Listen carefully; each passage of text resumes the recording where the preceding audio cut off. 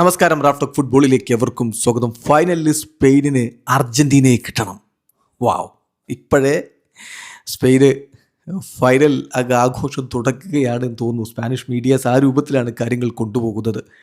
ഞങ്ങൾ അർജൻറ്റീനയെ ചോദിക്കുന്നു ഫൈനലിൽ, right, we are asking Argentina right എന്ന് ചോദിക്കുന്നു. മാർക്കയുടെ കളി വിലയിരുത്തലിൻ്റെ ലേഖനത്തിൻ്റെ ടൈറ്റിലാണിത്.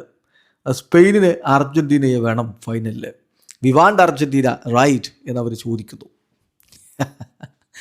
അതിൻ്റെ കാരണമൊക്കെ വിശദീകരിക്കുന്നുണ്ട്. അവർ പറയുന്നത് ബുദ്ധിമുട്ടാണെന്ന് വേണമെങ്കിൽ പറയാം, പക്ഷേ അതായിരിക്കും കുറച്ചുകൂടി നല്ലത്, മനോഹരമായ കാര്യം. കാരണം നമ്മൾ ഓൾറെഡി യൂറോ കപ്പിൽ ഇംഗ്ലണ്ടിനെ കണ്ടിട്ടുള്ളതാണ്. ഇംഗ്ലണ്ടിനെ നമുക്കറിയാം, ഇംഗ്ലണ്ടുമായിട്ട് പലതവണ മുട്ടിയതാണ്.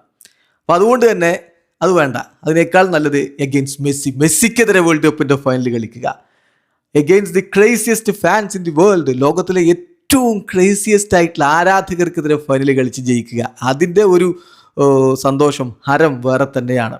ഫൈനലിസിമ മാർച്ചിൽ നടക്കേണ്ടതായിരുന്നു, അത് നടന്നില്ലല്ലോ. ഇനി ജൂലൈ 19 ന്യൂജേഴ്സിയിൽ ആ മത്സരം നടക്കട്ടെ, അതാണ് സ്വപ്നം കാണുന്നത് എന്നാണിപ്പോൾ വിശദീകരിച്ച് പറയുന്നത് മാർക്ക. സ്പാനിഷ് മീഡിയാസ് പല മീഡിയാസും ഈ രൂപത്തിലാണ് കാര്യങ്ങൾ കൊണ്ടുപോകുന്നത്. ഇംഗ്ലണ്ട് വേണ്ട ഫൈനലിൽ സ്പെയിൻ ഒന്നുകൂടി എളുപ്പം അർജൻറ്റീനയായിരിക്കും എന്ന രൂപത്തിലാണ് അവരുടെ ചർച്ചകളൊക്കെ പോകുന്നത്. ഏതായാലും ഫൈനലിൽ അർജൻറ്റീനയെ കിട്ടണം എന്നതാണിപ്പോൾ സ്പെയിൻകാരുടെ ഒരു ആഗ്രഹമെന്ന് തോന്നുന്നു.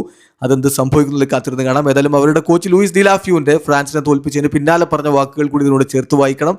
അതായത് ലോകത്തെ ഏറ്റവും മികച്ച ടീം ഇപ്പോൾ ഞങ്ങളാണ്, സ്പെയിനാണ്. ഈ ഒരു ആത്മവിശ്വാസമാണ് അവരെ മുന്നോട്ട് നയിക്കുന്നത്. വീഡിയോ അവസാനിക്കുന്നു.